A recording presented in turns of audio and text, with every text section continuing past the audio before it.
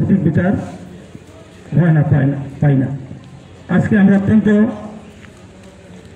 দুঃখিত মর্মাহত যে একজন সাংবাদিক তার পেশাদারিত্ব দায়িত্ব পালন করতে গিয়ে তিনি নির্মমভাবে খুন হয়েছেন। আমরা সিসি ফুটেজে দেখেছি আমরা, তিনি গাজীপুরে দায়িত্বরত সাংবাদিক, তিনি ওই ঘটনার জন্য তিনি ছবি তুলতে ছিলেন এবং তাকে নির্মমভাবে হত্যা করা হয়। আমরা এই প্রতিবাদ জানাই।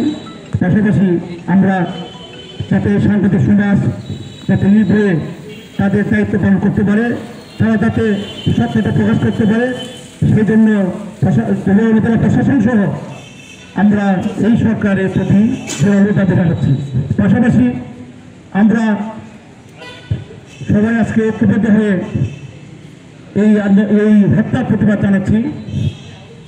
এর মাধ্যমে আমরা সরকারকে অবরোধ জানিয়ে দিতে চাই, এই হত্যাকে সাধারণভাবে না দেখে দৃষ্টান্তমূলক বিচার করবেন এবং দ্রুত বিচার আইনে তাদেরকে সর্বোচ্চ শাস্তি যারা ফাঁসি সেটা কার্যকর করার এই দাবি জানিয়ে আজকে আমরা এই দুপুর উপজেলা বিভিন্ন প্রেসক্লাবের যারা উপস্থিত আছেন সবাই আমরা এসেছি, তাদের পক্ষ থেকে এই দাবি জানিয়ে আজকের মতো আমরা আজকের এই মানববন্ধন আমরা এখানেই শেষ করছি। আল্লাহ হাফেজ, ধন্যবাদ।